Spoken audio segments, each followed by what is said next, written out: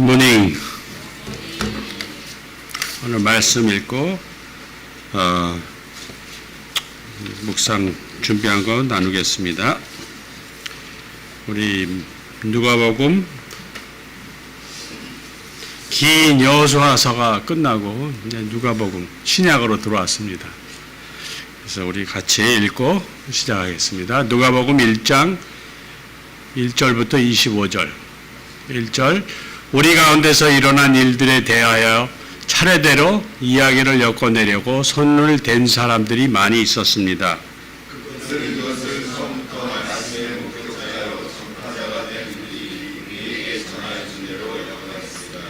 그런데 존귀하신 데오빌로님, 나도 모든 것을 시초부터 정확하게 조사하여 보았으므로 각하께 그것을 순서대로 써드리는 것이 좋겠다고 생각하였습니다. 위하여 각하께서 이미 배우신 일들이 확실한 사실임을 아시게 되기를 바랍니다. 유대왕 헤롯 때에 아비야조에 배속된 제사장으로서 사가랴라고 하는 사람이 있었다.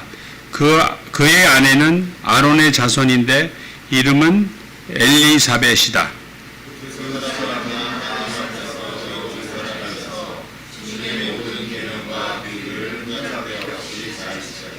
그런데 그들에게는 자녀가 없었다. 엘리사벳이 임신을 하지 못하는 여자이고 두 사람은 다 나이가 많았기 때문이다.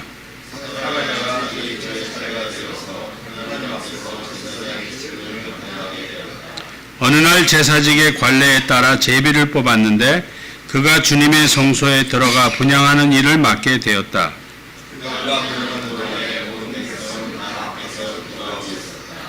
그때 주님의 천사가 사가랴에게 나타나서 분향하는 제단 오른쪽에 섰다. 천사가 그에게 말하였다. 사가랴야, 두려워하지 말아라. 내 간구를 주님께서 들어주셨다. 내 아내 엘리사벳이 너에게 아들을 낳아줄 것이니 그 이름을 요한이라고 하여라.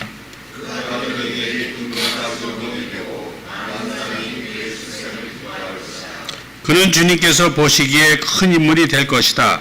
그는 포도주와 독한 술을 입에 대지 않을 것이요 어머니 뱃속에 있을 때부터 성령을 충만하게 받을 것이며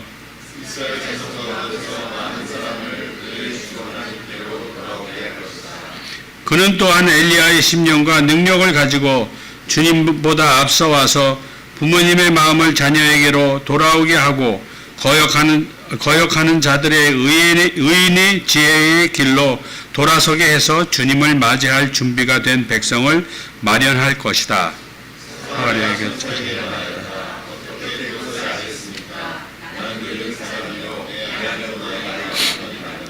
천사가 그에게 말하였다. 나는 하나님 앞에 서 있는 가브리엘인데 나는 네게 이 기쁜 소식을 전해주려고 보내심을 받았다.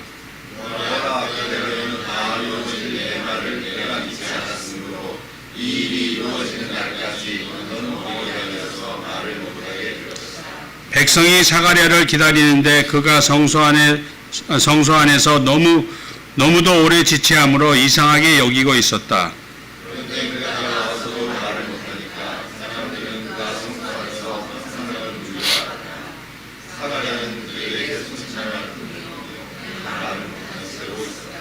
사가랴는 제사 당번 기간이 끝난 뒤에 집으로 돌아갔다.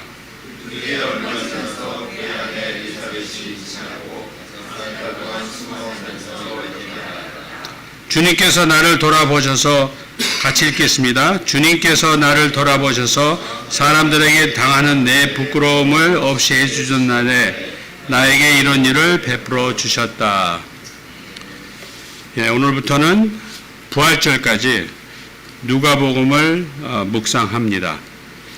그래서 묵상을 하면서 예수 그리스도를 우리 삶에 더욱 가까이 하는 기간이 되었으면 좋겠습니다. 누가는 바울의 선교여행에 참여하고 그 사역을 도운 사람이죠. 누가는 저희처럼 예수님을 직접 보지는 못했고 그냥 사도들의 말을 통해서 들은 사람입니다. 그러나 그의 직업은 의사여서 그 들은 것을 가지고 예수님과 사도들에 대한 이야기를 기록하고 그 여기 데오빌로 각하께 변증을 하러 이 편지를 쓴 것 같은데 사도행전도 쓰면서 이 누가의 그 예리한 그 판단력에 다시 한번 감탄을 하고 또 기독교의 우리 믿음에 좀 좋은 지표를 만들어준 서로 쓴 누가에게 감사하죠.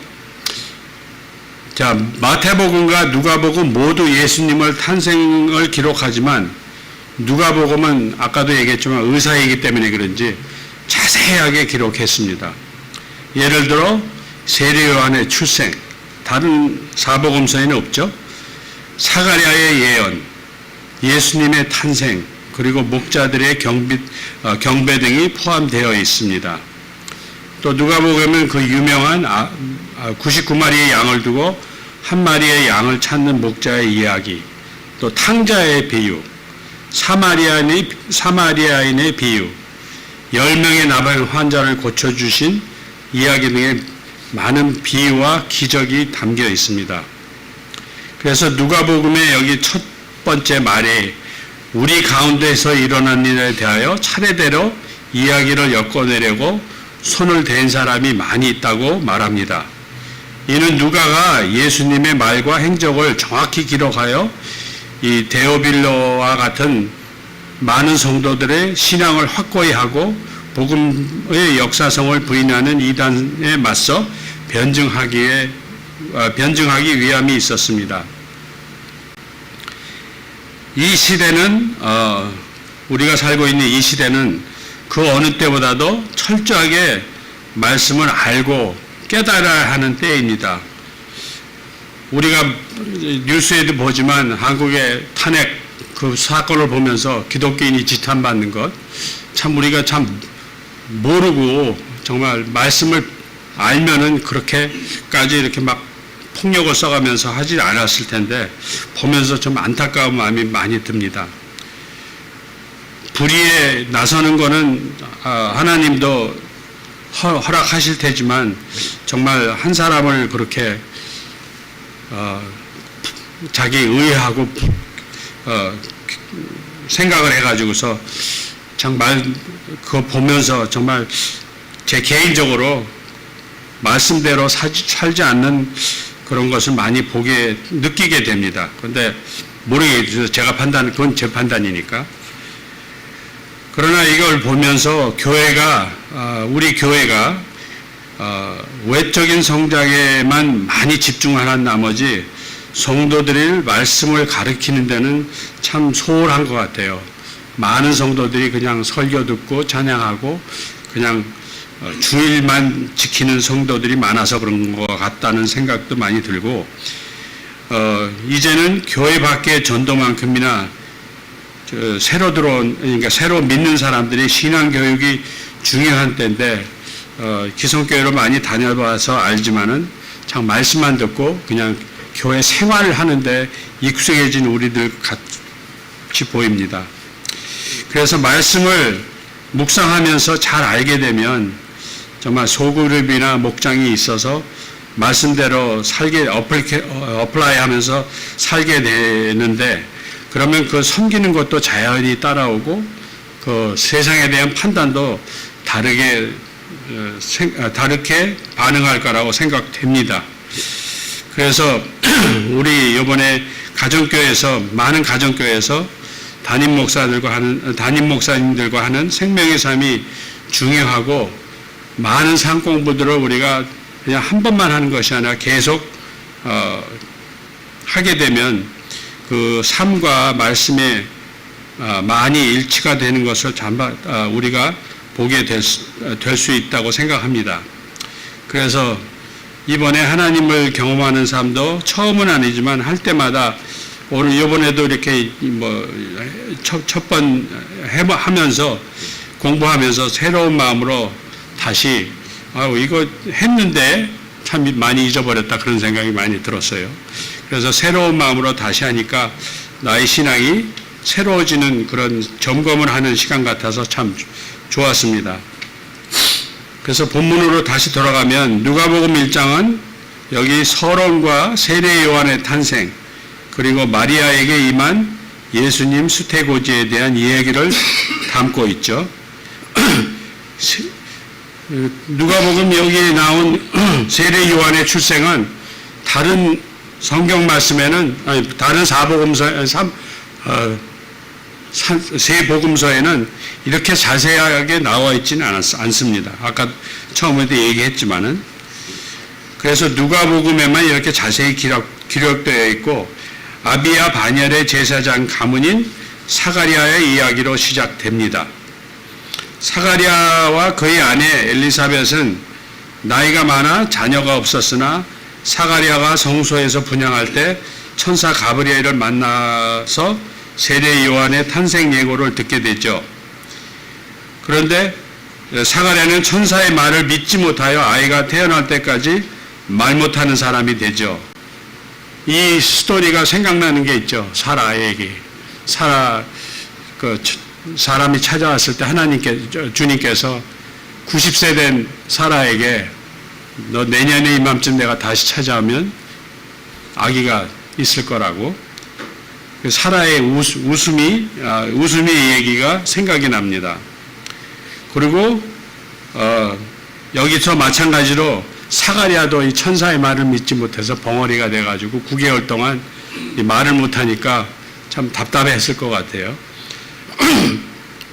그러나 내일 나오는 말씀이지만 누가 발표를 안 하기 때문에 그냥 내일 말씀까지 조금 연결해서 얘기하면, 마리아는 여기 보면 마리아도 주님께서 찾아왔을 때 천사가 여기 마리아가 천사에게 말하였다. 나는 남자를 알지 못하는데 어떻게 이런 일이 있겠습니까? 하고 의심을 했죠. 자연적으로. 왜냐하면 결혼도 안 했는데. 그러니까 천사가 마리아에게 대답하였다.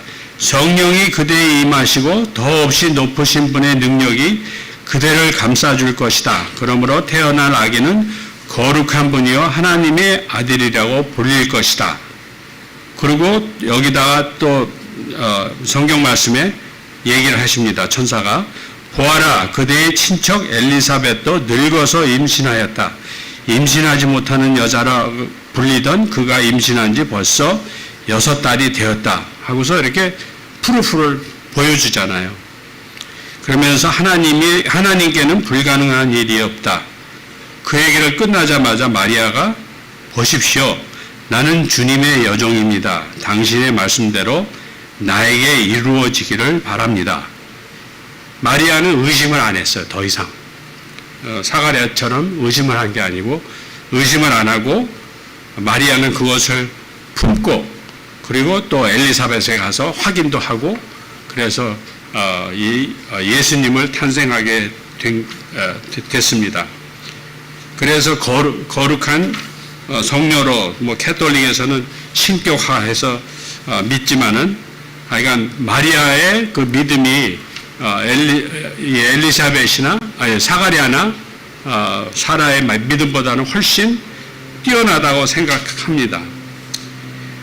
이처럼 하나님께서는 구원의 역사를 펼치실 때는 우리의 고정관념과 예상을 뛰어넘는다는 것을 다시 한번 생각하면서 모든 것을 역전과 기적을 사용하신다는 것을 다시 한번 저희에게 상기시켜 줍니다.